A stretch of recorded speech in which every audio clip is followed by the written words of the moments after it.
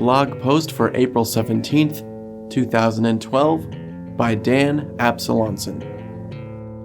An update on how my writing is going. My novel is a little like this Easter Bunny.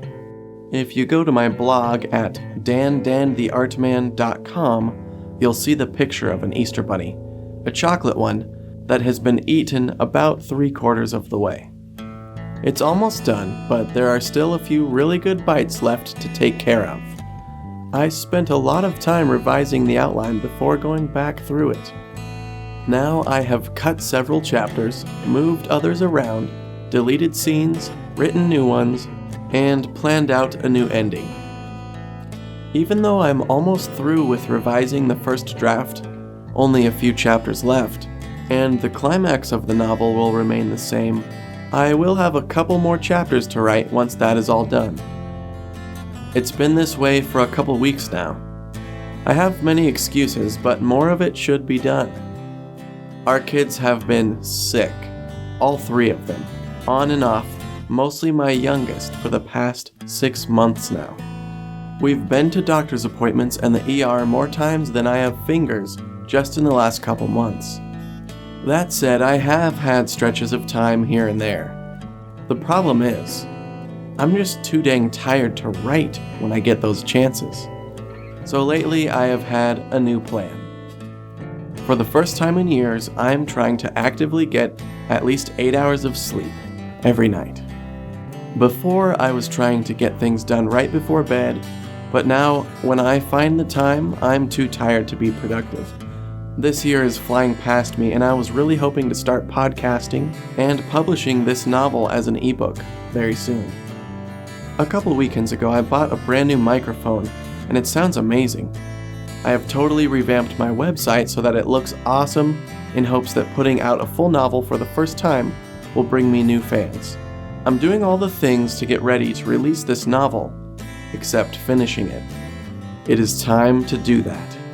Time to buckle down and get the second draft polished up and ready to give to beta readers. Then I can take their feedback on how the story is working and get it ready to podcast and publish. I cannot wait for that day, and I hope it is very soon. Once that's done, I have a novella that I wrote during NaNoWriMo. It is called Dying Wish. It's a fantasy about a kid whose dad dies after a sword fight, saving his kid from being kidnapped. On his deathbed, he makes his kid promise to take his ashes back to his homeland. The city, the market that has always been their home, is deemed too dangerous by the father, so he wants him to go back to their homeland and be with his grandparents and cousins working on the farm. Lots of crazy stuff happens to him along the way. It's going to be a fun adventure. I don't think that one will take nearly as much reworking of the story to be ready to be published. I'm hoping that's the case with all my stories moving forward, but we'll just have to see about that. I'm also currently writing a young adult adventure/mystery novella. So far it's going well, and I think it will also be ready for some editing once I finish writing the story. If I can get a rough draft out that doesn't need a bunch of big story edits from now on, I will be a very happy man.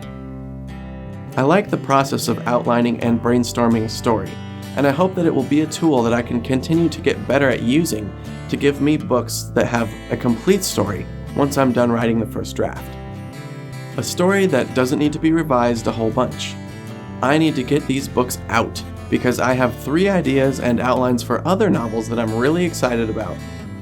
Here's the first line of the next novel I'm going to write. I learned the truth about zombies when I shot off one of their scalps with my shotgun and saw gears tumble out. It's not polite to shoot your neighbor, but when they shamble in with that dead look in their eye you've been warned about on the news, you're kind of out of options. Yeah, that's right, not another zombie story. Government conspiracy, robots parading as zombies. It will be fun. The other 2 are also outlined, but only in a very basic, rough way. One is about a kid whose dad buys an old school building and turns it into apartments, and it turns out that they are haunted. Or are they? The other is about a guy who discovers when he touches certain people, he gets visions of the last horrible thing they did. Some of these men have other people locked away back at home, and other horrible things. He becomes a reluctant hero in this coming-of-age tale I will probably write in like a year, hopefully much sooner.